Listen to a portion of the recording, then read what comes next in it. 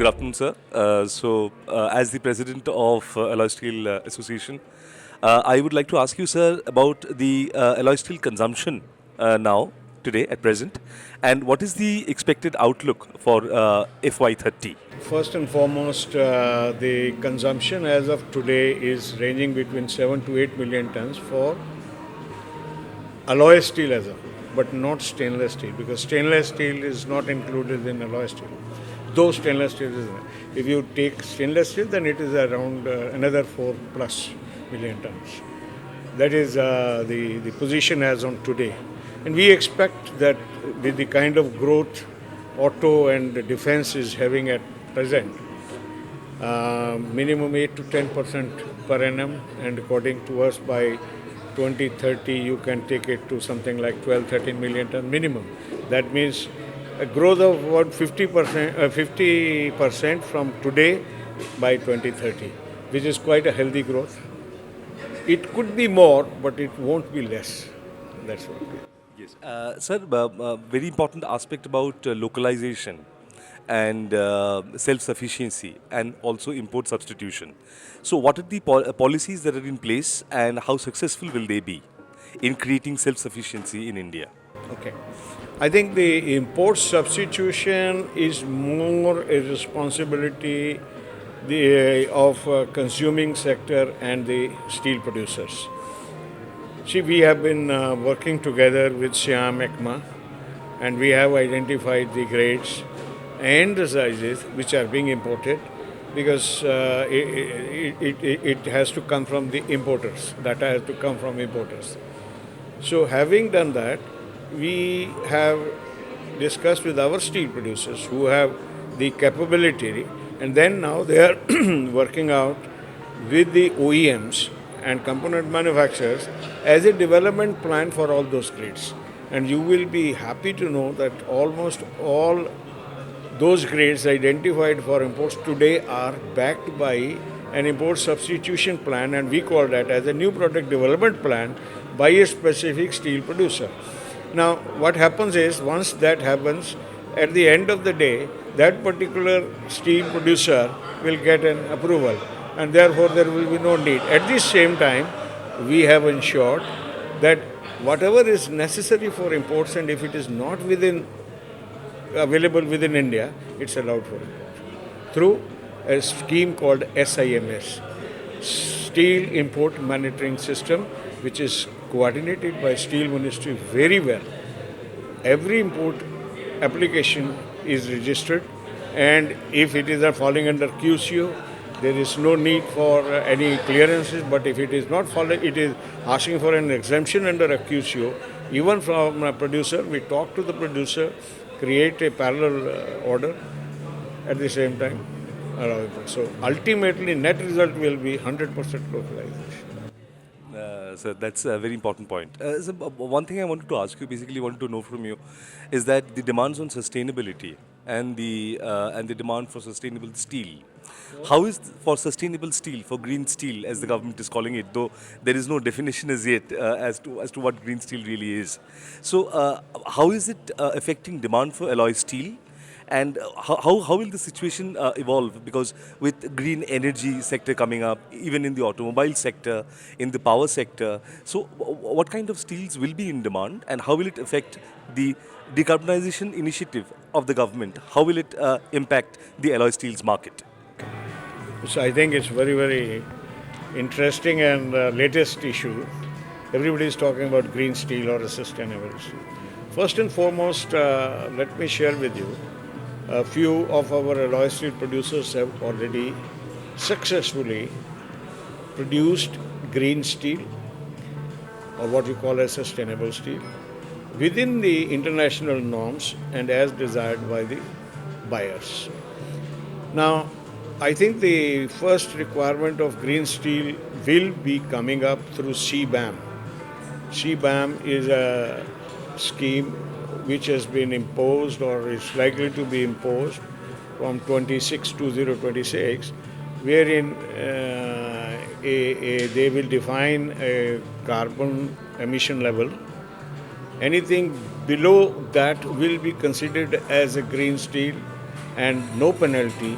Anything better than that, anything better than that norm will get a premium, and anything worse than that or a poorer in carbon emission will have a penalty. So, with that aim in mind, as of now, because domestically the demand for green steel has not caught up. Reason being that domestic consuming industry is not defined as to what they want as a green steel. But internationally it has already cropped up in auto sector, in defense sector and in other sectors. And since any ton of steel that will be imported into Europe will have a CBAM the benchmark, countries, steel exporters will have to comply with that. Now, many of our members are sure to get qualified for CBAM. That proves that our segment steel producers are already much ahead than the rest in this area of green steel. Government has taken a great initiative for formulating the green steel policy, which has been released by the minister very recently. It defines almost every aspect of green steel, right from taxonomy to production norms to green energy norms and other things. So having done that, let us see how it gets developed into a policy. It's a very important document. Everybody must see it, including consumers as well as steel producers.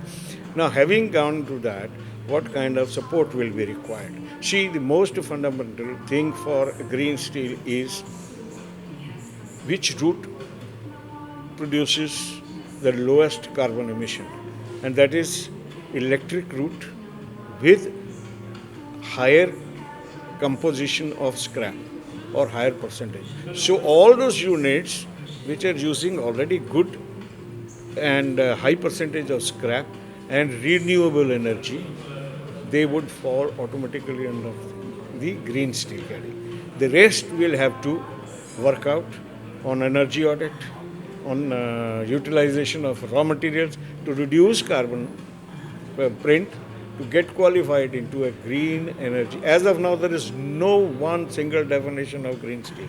It's only will be a norm. What is your emission? Today, I think through blast furnace route, it is something like 2.2 plus, 2.2 tons per ton of. And from EAF route, it is even less than 1. So therefore, there is a low-hanging fruit as far as EAF route on EF plus renewable energy is concerned. But for BF route, green hydrogen is the only technology which is being envisaged, which does not exist today.